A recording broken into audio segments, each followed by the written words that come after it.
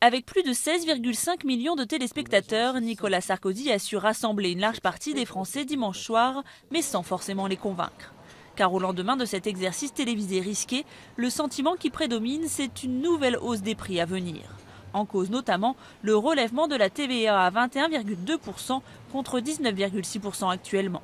Il devait augmenter les salaires, il ne les a pas augmentés. Il devait abaisser les TVA, il ne les a pas baissés. La TVA sociale, là, c'est n'importe quoi parce que déjà qu'on a un pouvoir d'achat qui est très bas, alors une TVA qui augmente, qu'on va faire?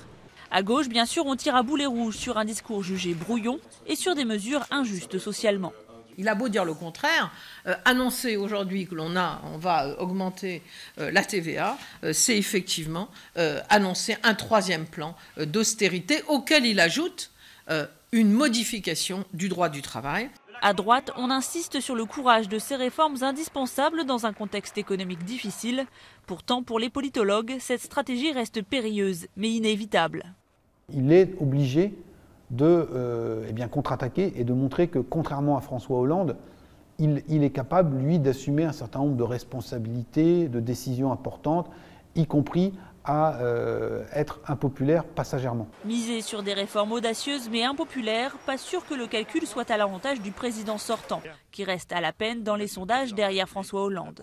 Dès aujourd'hui, c'est donc le Premier ministre qui est monté au créneau pour expliquer et défendre les annonces de Nicolas Sarkozy. Contrairement à ce que disent certains, il ne s'agit pas d'une accélération politique, mais de la poursuite d'un programme de réforme constant et cohérent. La violence de la crise, la dégradation de la situation économique rendent impossible et dérisoire l'idée d'une pause dans la mise en œuvre des réformes. Les réformes impopulaires désormais dans les mains du gouvernement, Nicolas Sarkozy a pu reprendre ce lundi les habits de président à la stature internationale en se rendant à un nouveau sommet européen de crise.